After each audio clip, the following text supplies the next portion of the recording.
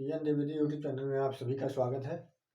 आज मैं निबंध से संबंधित जो महत्वपूर्ण जानकारियां हैं उसे मैं बताऊंगा।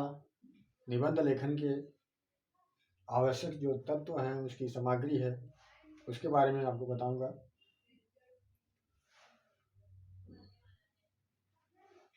निबंध लिखने से पहले उसके प्रारूप को जान लेना बहुत आवश्यक है, क्योंकि कभी कभी होता यह है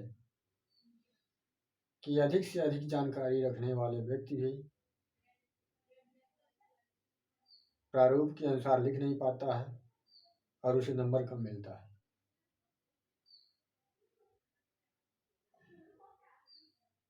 तो वो कहता है कि मुझे नंबर कम मिला है। वो अपनी गलती का सुधार उसे करना चाहिए। जो आगे लिखना चाहिए था वो पीछे लिख दिया, जो पीछे लिखना चाहिए था वो बीच में लिख दिया। क्रम से जो चलेंगे अगर तो नंबर जरूर मिलेगा। लिखावट क्रम से होना चाहिए। लिखावट प्रवाह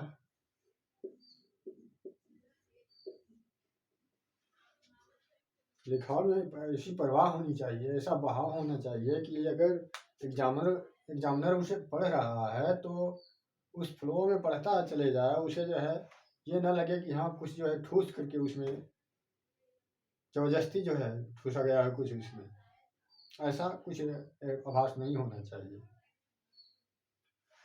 तो सबसे पहले उसमें प्रवाह या बहाव होना चाहिए, शुरू से लेके अंत तक ये तारतम्यता बनी रहे। दूसरा इसमें क्या देखना है कि पैराग्राफ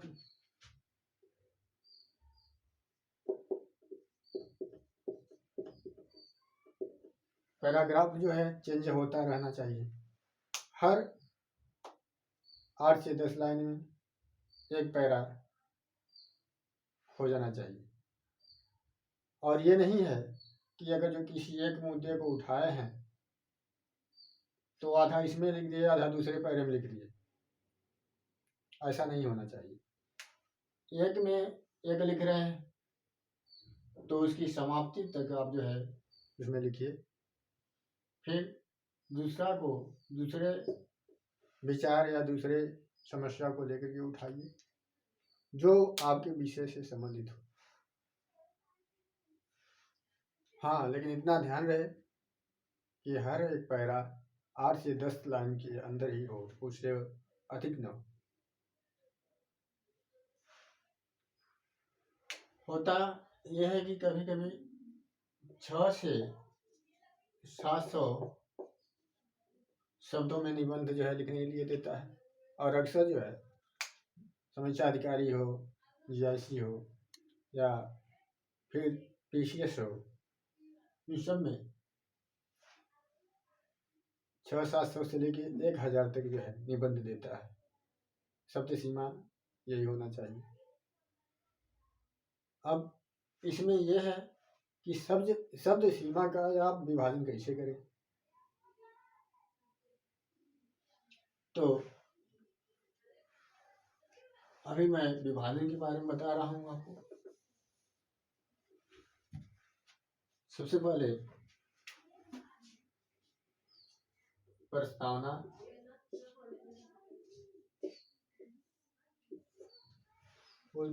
सबसे पहले प्रस्तावना लिखा जाता है। उसके बाद मुख्य विषय क्या है उसे लिखना चाहिए। फिर अंत में निष्कर्ष होना चाहिए।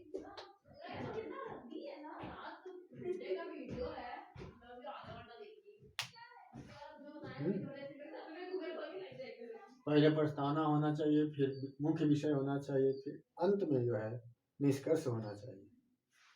और जो शब्द सीमा की बात है तो प्रस्तावना में 75 से लेकर 100 शब्द तक होना चाहिए। जबकि निष्कर्ष में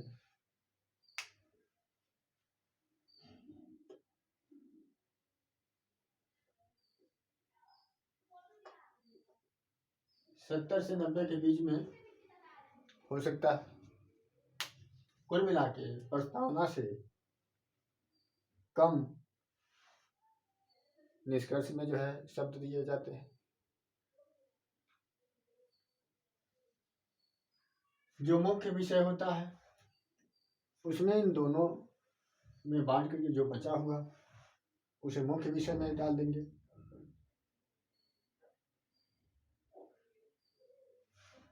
ये रही मोटी मोटी आपको जानकारी। अब विषय पर चलते हैं। तो निबंध लेखन में अगर किसी भी परीक्षा में आप देखते हैं तो किसी एक विषय पर निबंध नहीं देता है, कम से कम 3 विषय देगा और उन 3 में से आपको एक पर लिखना होता है। तो सबसे पहले आप चुनाव ऐसा करें कि जिस विषय को आप चुने उस पर शुरू से अंत तक लिखने में कोई परेशानी न हो। इसके लिए आपको जानकारी के साथ साथ प्रारूप की भी जानकारी होनी चाहिए। विषय की जानकारी केवल मायने नहीं रखता, इसमें प्रारूप भी जानकारी होना चाहिए ताकि स्टेप बाय स्टेप आप जो है उसे लिख सकें। और हर एक स्टेप में 4-6 लाइन तो आप लिख ही लेंगे। जैसे इसमें प्रस्तावना में होता यह है कि कोई भी प्रतियोगी सोचता है कि शुरुआत कहाँ से किया जाए।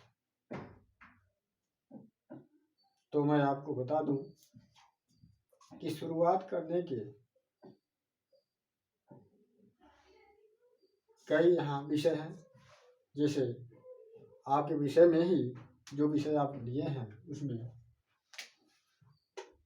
चर्चा का विषय क्या है, उस विषय में आपके चर्चा का विषय क्या है। अगर जो उस समय चर्चा में ये है तो उस चर्चा से ही आप प्रारंभ कर सकते हैं प्रस्तावना को। चर्चा से आगे बढ़ते हुए आप जो है जो आप इसमें लिखना चाहते हैं, जो इसमें बताना चाहते हैं उसे आप लिख सकते हैं संक्षिप्त रूप में। अब चर्चा अगर जो आपको नहीं मालूम है कि हाँ चर्चा में क्या है तो किसी एक घटना जो इस विषय से संबंधित हो उस पर आप लिख सकते हैं।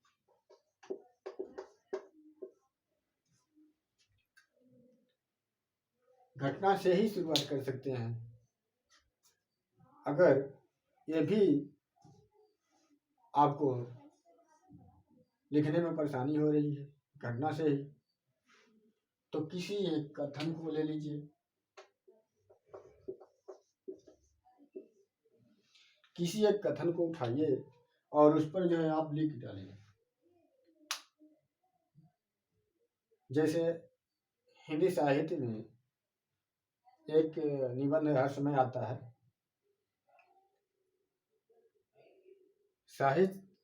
साहित्य समाज का प्रतिबिंब है। तो ये लिखते समय आप प्रस्तावना में रामचंद्र शुक्ल का जो कथन है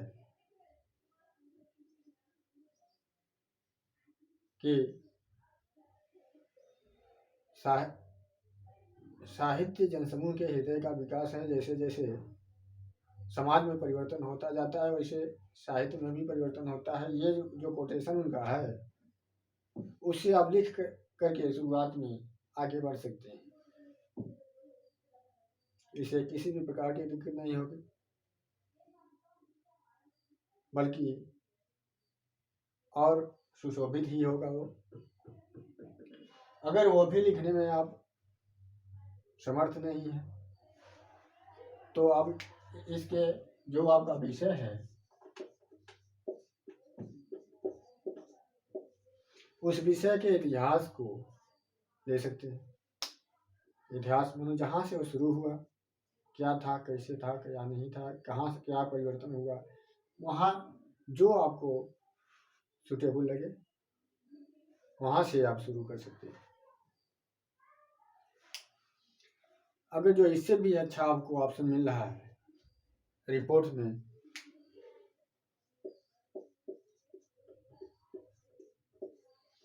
तो रिपोर्ट जो है, जो जिसे मानव विकास सूचकांक होता है, विश्व बैंक का जो रिपोर्ट होता है, इसी तरह ऐसे तमाम रिपोर्ट जो है और सूचकांक जारी होते रहते हैं।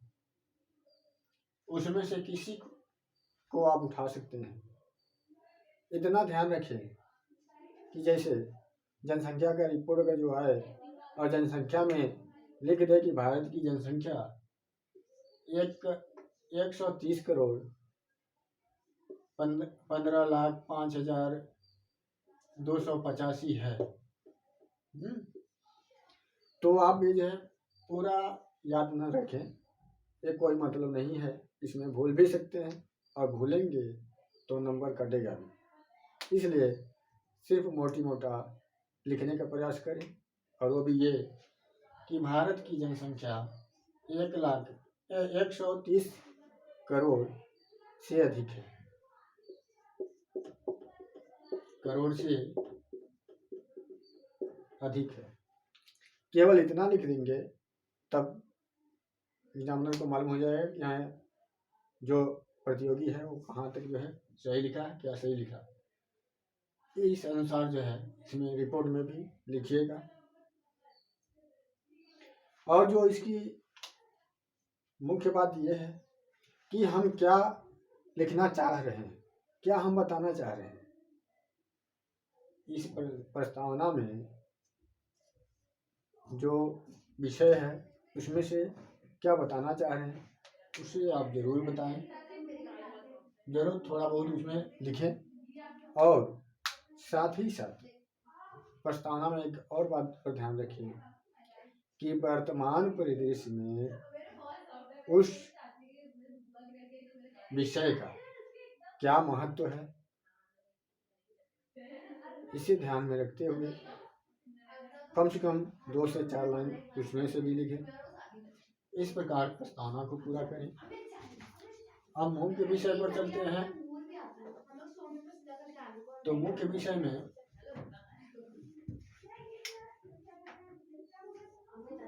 में हम क्या करेंगे, सबसे पहला काम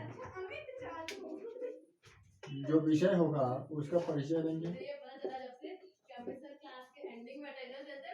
विषय का परिचय इसमें बहुत आवश्यक है। पहला आप काम यही करेंगे कि अपने विषय का परिचय देंगे। उसके बाद ऐतिहासिक परिदृश्य क्या है,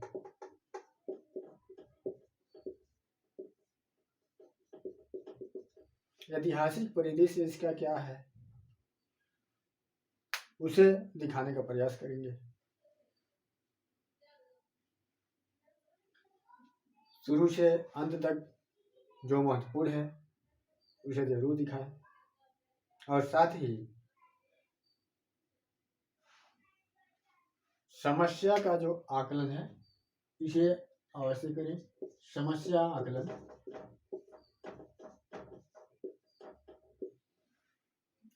जरूर करना चाहिए।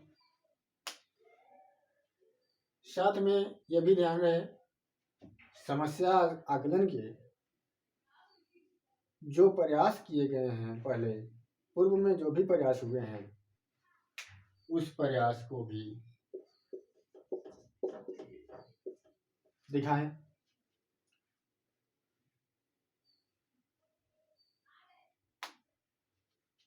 अब इसमें समस्या आकलन हो गया, उसके प्रयास हो गए, अब इसमें चुनौतियां बची हुई हैं।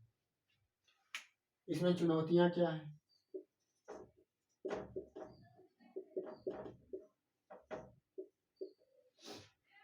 हर विषय में कुछ न कुछ चुनौतियां होती हैं, और जो आप विषय चुनेंगे उसमें भी कुछ न कुछ चुनौतियां होंगी।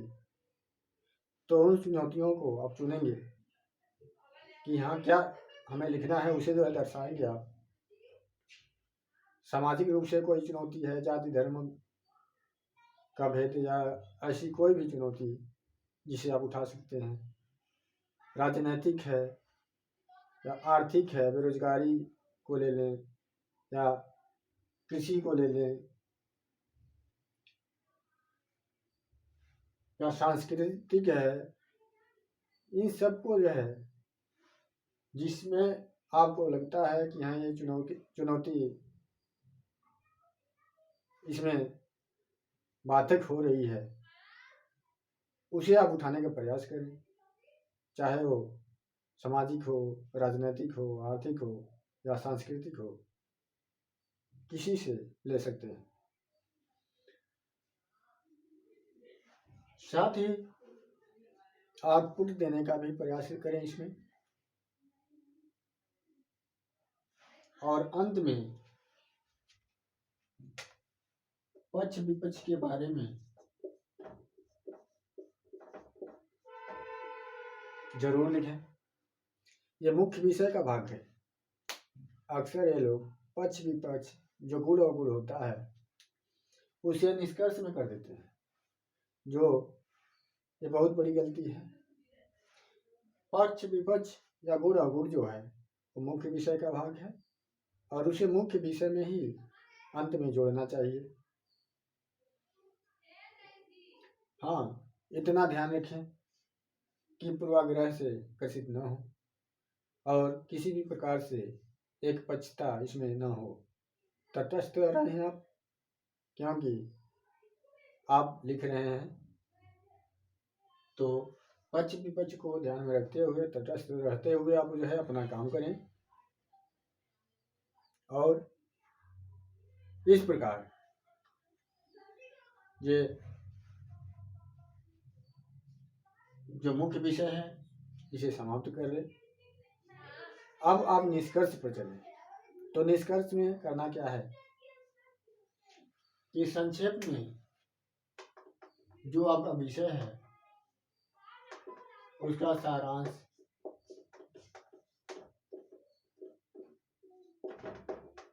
संक्षिप्त में लिखें।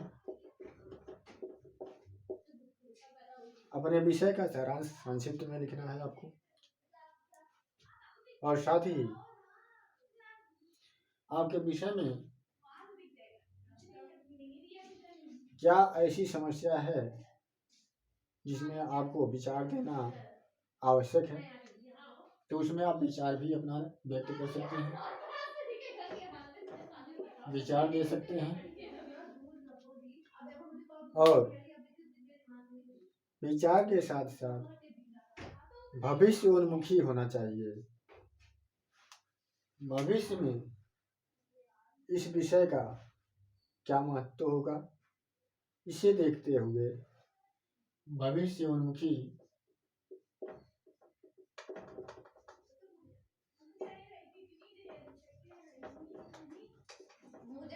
बनाएं। और अंत में भविष्योन्मुखी के बाद अंत में इसमें जो आपको करना है वो ये करना है कि इसका सकारात्मक अंत करना है।